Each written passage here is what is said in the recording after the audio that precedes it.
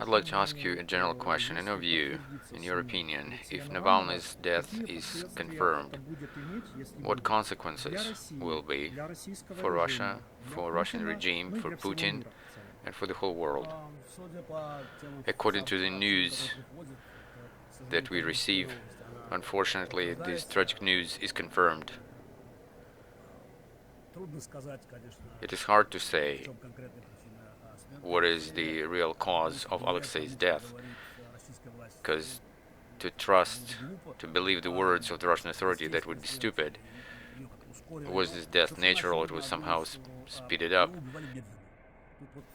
What's clear, he was killed slowly, and no matter what the actual cause of his death is, the fact is that the exhausted person, after so much time spent in the isolated ward, he was sent beyond the Arctic Circle in the winter. It shows us that Putin's regime wasn't really interested in keeping Alexei's health intact. And we may say that that was an intended action. And we can't say for sure, though, because everything that's happening in Putin's Russia is veiled. They show us only the things that they want us to see. And clearly, that this tragic news will disrupt the West. I just saw so many messages in my feed, and they're asking for interviews and asking me to talk about it. But the fact is that this interest will stay on top for 2-3 days and it will be over. I wrote on Twitter that President Biden used to say that Putin will pay a lot if something happens to Alexei. Well, President Biden, what Putin is going to pay? Because we've heard this statement so many times, Putin will pay if he attacks Ukraine. But listen, Putin committed so many crimes, and so far, I don't see this resolve of the West to actually punish these crimes. What's important to understand, while Putin is in power, crimes will continue. And everything we are discussing right now is happening against the backdrop of the war in Ukraine, and Putin is increasing the pressure. On the other side, we see a lot of words, but instead of words, we need shells, we need bombs. And instead of bombs and shells, instead of being proud that GDP in NATO countries is 25 times more than in Russia and its allies, so explain please why Russia has 10 times more shells than NATO. So I think that some events will happen, but we can't say much because the system today is very fragile. I mean, the system of checks and balances. We don't know what's going to happen in the States, because we see that this whole story with the support package to Ukraine, it depends on these domestic squabbles, and we know which part has to do with real domestic squabbles and which part depends on huge Putin's lobby on the Republican side. So that's why we don't know, and we can only wait. And again, we need to say again that Putin's regime is a continuous series of crimes. So if this death is confirmed, and the West has to make a note of the fact that the most prominent opponent of Putin in Russia was practically liquidated before the eyes of the whole world, does the West have political will or not? So this is a moment of truth. I would like to believe that in the West they will have a political will to finally speak about the changes in Russia, radical changes in Russia, but I'm afraid to make predictions. What do you think for the people who are positioning themselves as opposition to Putin's regime? This tragedy, will it make them be more decisive, to undertake more decisive actions? And what about the Russian people? Hundreds of thousands of soldiers Putin sent to the war, and we can see that there were no any real big mass protests. And so what about this event? Is it possible that this event will make people go on the streets and protest? It is hard for me to answer this question positively because we have here a lot of unknown. Regarding the opposition,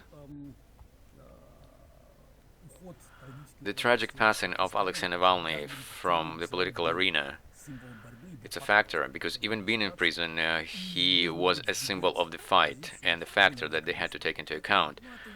This event will inevitably radicalize their position, and these are the laws of political struggle, and blood always radicalize, and we can see what happened in Ukraine, and this process cannot be controlled. And obviously that this death of the person of such a caliber, of such a magnitude, move the whole political structure to more radical position. Talking about Russia, we don't see protest. We see that hiddenly this process is kind of growing.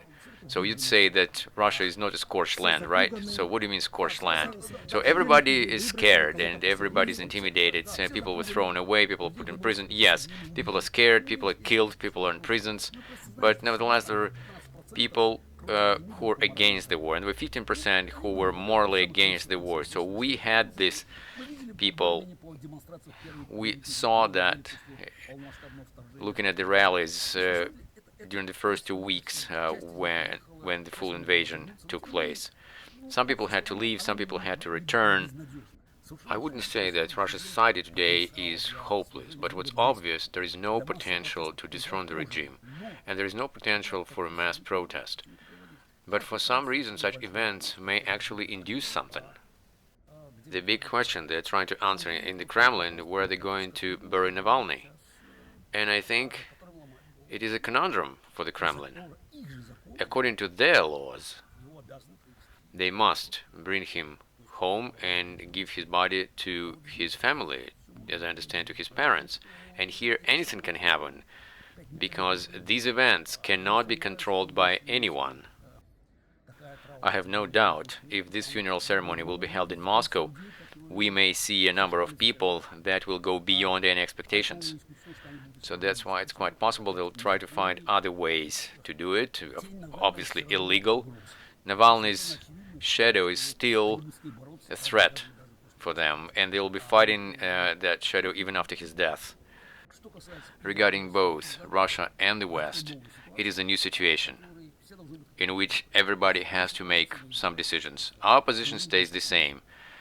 The regime is criminal, and dethroning of the regime is possible only after the victory of Ukraine, and the victory of Ukraine is a step to freedom of Russia, so nothing has changed in my position, position of my colleagues. Another thing is that this tragic news will increase the number of our supporters. My last question to you. So, yeah, you were quite critical about the methods of Alexei Navalny. With this news, given this news, what do you think will be the role of Alexei Navalny in the history, and how he will be, say, spoken of in the textbooks? We never know how our actions resonate in the history. I had quite significant disagreements with Alexei on many issues, but at the same time we cooperated a lot many years ago when I was still in Russia, and we took part in demonstrations and rallies and arranged them. But all this criticism today is very little, it's nothing against the backdrop of the tragedy, and the person died and he knew what risk he is taking when he was returning to Russia. When they asked me to comment on his decision to return to Russia after the failed attempt of his assassination, I always said that there is a political factor of any decision, and I may disagree with this or not, but you can't really comment on the act of personal heroism. Act of personal heroism is above of all political calculations. Navalny took this risk, and he paid the highest price possible. He paid with his life. And that's why I think all these critical arrows that they shoot at him, they won't reach him. He's kind of above all that. And I would like to repeat that Navalny's shadow is a huge threat to the regime. This is what the regime won't be able to cope with, because Navalny is out of their reach. And what he inspired with his life and death may become that very last straw to break the planet's tolerance to Putin's crimes.